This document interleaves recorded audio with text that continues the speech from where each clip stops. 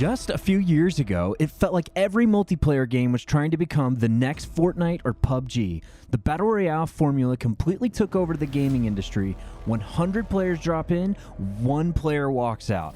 But lately, something different has been happening. Instead of fighting to be the last player alive, players are fighting just to escape.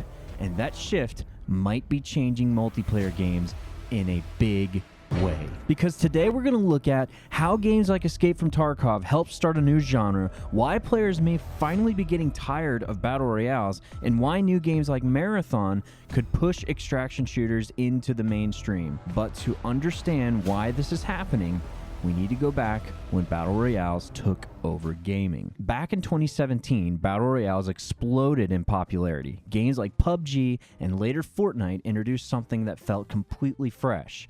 Large maps, massive player counts, and the tension of knowing that every match could end instantly. Suddenly, every fight mattered, and players loved it. Soon, nearly every major studio wanted a piece of the genre. We saw games like Apex refine the formula with faster gameplay and unique characters, and battle royales quickly became one of the biggest genres in gaming. But after years of dominance, some players started to feel something else, maybe fatigue. For all the excitement battle royales created, the formula eventually started to feel pretty familiar, maybe monotonous. Drop into a match, loot random gear, survive the shrinking circle, and do it all over again. The tension was still there, but the sense of progression often wasn't. Every match reset everything, no gear carried over, no real long-term risk. And eventually players started looking for something different, something with higher stakes, something where the outcome of a match actually mattered.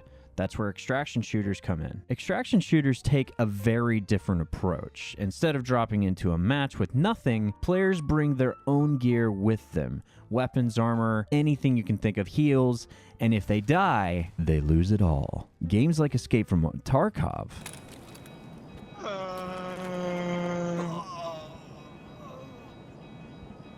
helped pioneer this idea. Every raid becomes a gamble. Do you keep searching for better loot, or do you extract while you still can? Because the longer you stay, the more you risk losing everything. Other games began experimenting with the same formula. You've got stuff like Hunt Showdown that blended PvP with PvE, and they created tense matches where players hunt monsters while also trying to survive other teams. Modes like DMZ from Call of Duty, which didn't go very well, but they were trying it, even brought extraction mechanics into more mainstream shooters, which is something that we weren't used to yet. Suddenly, players weren't just fighting to win, they were fighting to escape with their loot, which I might add, DMZ is coming back here in the foreseeable future because of the topic of this video. But until recently, extraction shooters were still a relatively niche genre. Many of them were complex, hardcore, and sometimes intimidating for new players. That is, until Arc Raiders entered the scene. When Arc Raiders released, something unexpected happened. Players who had never touched an extraction shooter before suddenly became interested in the genre altogether. Large creators like Tim the Tatman, Cloaksy, Nick Merckx, just to name a few, were suddenly playing the game constantly, and that exposure brought millions of viewers with them. But Arc Raiders didn't rise alone. There was one creator who was already deeply connected to the extraction shooter space that also played a massive role. And that is the person, or should I say the nut, that everybody knows.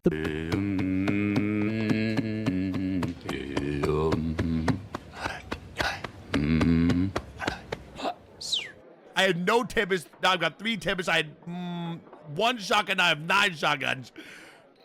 I've officially 100x my money tonight. Not too shabby if you ask me.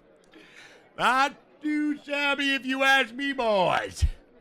Done. Burnt Peanut, who built his audience around games like Escape from Tarkov, helped introduce even more players to the genre when Arc Raiders came out.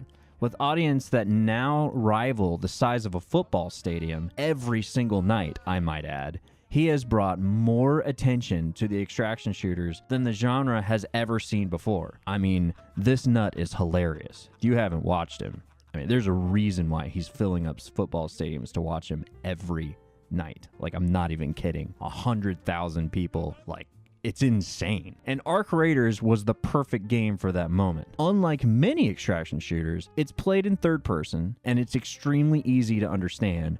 The barrier to entry is much lower, and the skill gap doesn't feel nearly as intimidating for new players like something like Tarkov would. In many ways, Arc Raiders feels like the Fortnite of extraction shooters, not just because of its popularity, but because of how approachable it is. Much like Fortnite helped make Battle Royales mainstream, Arc Raiders has done something very similar for extraction shooters, but the genre is evolving quickly. And I will say one thing that Arc Raiders did that was different from any other game I've played is they made the prox chat so important. People were trying to be friendly. You had people that were teaming up that weren't even on teams. It was quite an incredible thing, and it made for the best entertainment from the nut himself and all the other streamers that were jumping on Arc Raiders at the time.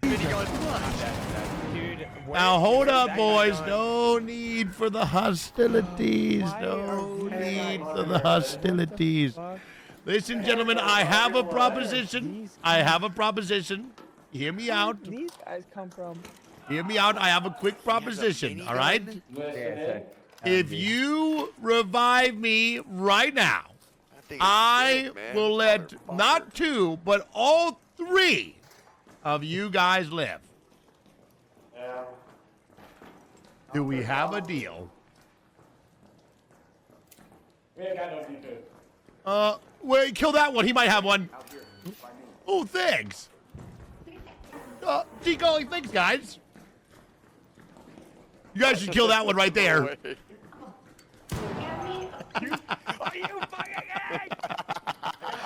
So now we have one of the newest entries into the space, which is Marathon. Developed by Bungie. Everybody knows Bungie. You know, Destiny 2, Halo, whole thing. Marathon seems to sit right between the two extremes of the genre. It takes the accessibility of Arc Raiders while also bringing back some of the deeper competitive elements found in games like Escape from Tarkov, Delta Force, and Arena Breakout. And there's many more, just like Hunt Showdown that I mentioned earlier. The result is something that feels like a middle ground. Accessible enough for players to jump into, but still competitive enough to satisfy more hardcore audiences. And that balance might be exactly what the genre needed. Because while Arc Raiders may currently sit at the top of the extraction shooter space, and I will add, it's well deserved, it should be sitting up there for what it's done for the genre, but not every player enjoys third-person shooters, and that's where Marathon could fill the gap. But this raises a much bigger question. Is this just a temporary trend, or are extraction shooters actually replacing Battle Royales? The truth is, Battle Royales probably aren't going anywhere anytime soon. Games like Fortnite, Apex Legends, and of course Warzone, even though it has been struggling more lately than it ever has, they are still incredibly popular. But the industry is clearly experimenting with new ideas, and right now extraction shooters might be the most interesting evolution of multiplayer shooters we've seen in years. They offer something Battle Royales don't: persistent progression, high risk, the kind of tension that only comes from knowing you might lose everything. Which is exactly why so many players are starting to pay attention, and if upcoming games succeed, extraction shooters might not replace Battle Royales, but they could very easily become the next dominant genre in multiplayer gaming. Let me know what you think down in the comments, and I will see you guys in the next one. Peace out, dudes.